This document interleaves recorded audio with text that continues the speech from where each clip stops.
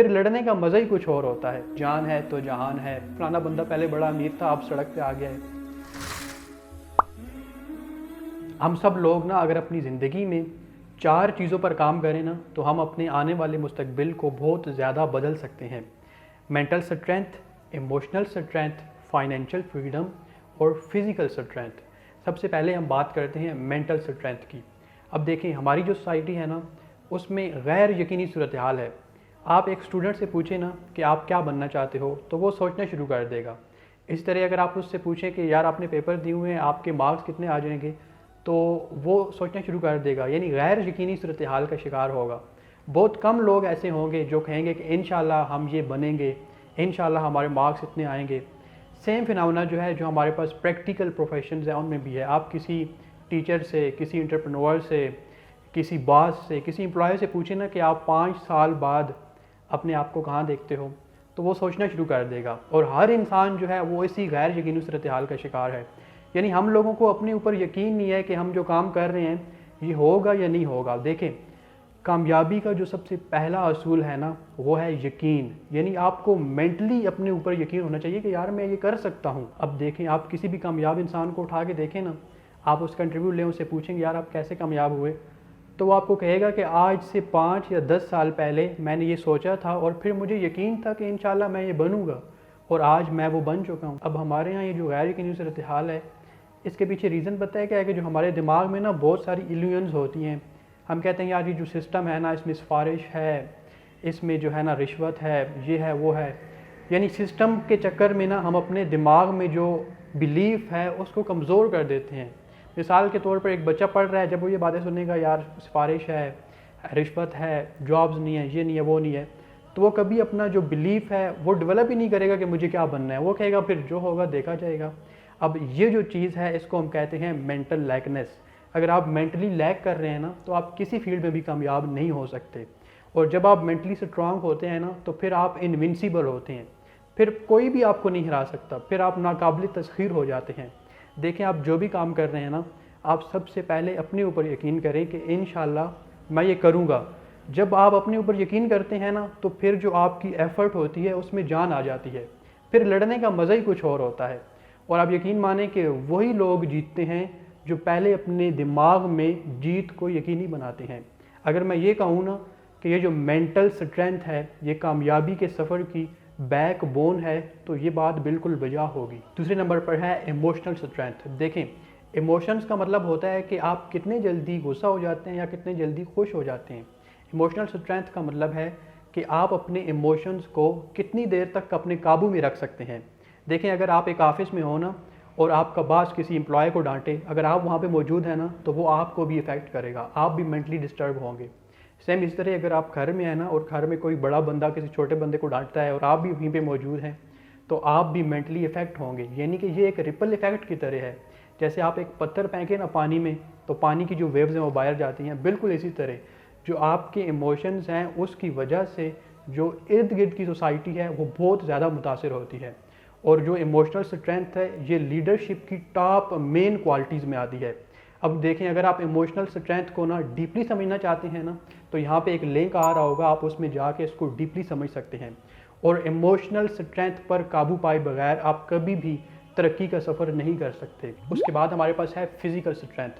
دیکھیں ہم کہتے ہیں نا کہ جان ہے تو جہان ہے، اور یہ بھی کہتے ہیں کہ ایک صحت مند جسم کے اندر ہی ایک صحت مند دماغ ہوتا ہے. اب دیکھیں اگر آپ اپنے آپ کو زیادہ پروڈکٹیو بنانا چاہتے ہیں اور دنیاوی طور پر زیادہ آگے نکلنا چاہتے ہیں تو آپ کی جو صحت ہے اس کا اچھا ہونا بہت ضروری ہے. فٹنس اور ہیلتھ پہ بہت سارے لوگوں نے کام کیا. ان میں ایک بہت مشہور نام جو ہے وہ ہے ڈاکٹر فلپس میفٹن کا. یہ بندہ امریکہ کا رہنے والا تھا اور اس نے کیا کیا کہ اس نے 1000 مائلز کنٹینیوس رننگ کی. روزانہ تقریباً یہ 80 مائل بھاگتا تھا. اب یہ وہ کارنامہ تھا جو اس سے پہلے کسی انسان نے نہیں کیا تھا اور لوگ یہ سمجھتے تھے کہ کوئی انسان اتنی زیادہ رننگ نہیں کر سکتا کنٹینیوس. جب لوگوں نے اس انٹرویو لیا کہ بتاؤ جی اس رننگ کے پیچھے کیا ریزن ہے تو اس نے ایکسرسائز کا ایک نیا کنسیپٹ دیا. اس نے بولا کہ جو ایکسرسائز ہے یہ 2 طرح کی ہوتی ہے، ایروبک اور این ایروبک. اب این ایروبک کیا ہے کہ ہم جم میں گئے، ہم نے جلدی سے پش اپس لگانا شروع کر دیے، ویٹ اٹھانا شروع کر دیے، چن اپس کرنا شروع کر دیے.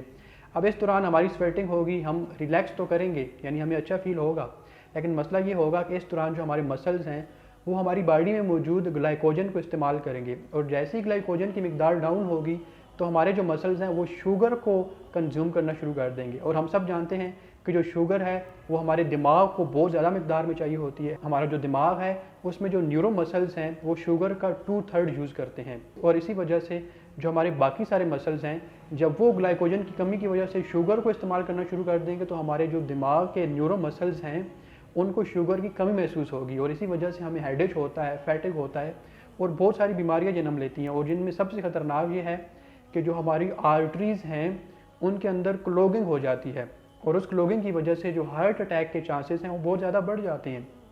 اور دوسری طرف جو ایروبک ایکسرسائزز ہیں ان کا فائدہ یہ ہوتا ہے کہ ایروبک ایکسرسائز کرنے سے ہماری باڈی کے اندر جو ایکسٹرا فیٹ ہے صرف وہی استعمال ہوگا، اس سے ہماری باڈی کو انرجی بھی ملے گی اور ہماری جو باڈی کی شیپ ہے وہ بھی اچھی ہوگی۔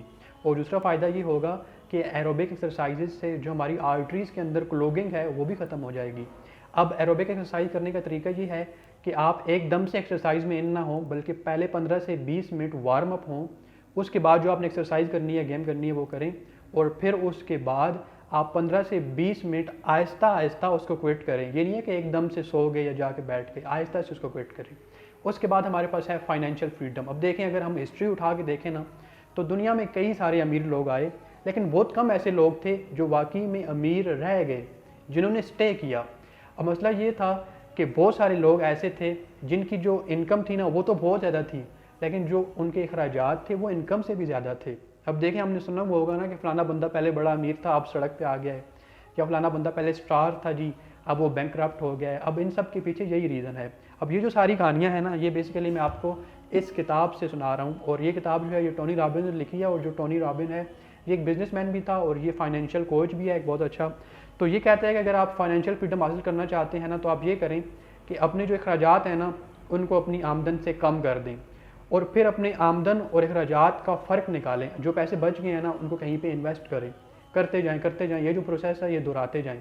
جب آپ کی انویسٹمنٹ سے پیسہ آنا شروع ہو جائے نا، جو پیسہ انویسٹمنٹ سے آ رہا ہے اس کو پھر اٹھا کے انویسٹمنٹ پہ لگا دیں، اور یہ جو آپ کی انکم کا اور جو ایکسپینسز کا فرق تھا، یعنی جو پیسے بچ رہے تھے جو آپ انویسٹ کر رہے تھے ان کو سٹل آپ انویسٹ کرتے جائیں۔ یعنی اب آپ دو طرح سے انویسٹنگ کر رہے ہیں، ایک یہ جو آپ کی بچت تھی اس کو، ایک وہ پیسے جو آپ انویسٹمنٹ سے کما رہے ہیں ان کو بھی انویسٹ کر رہے ہیں۔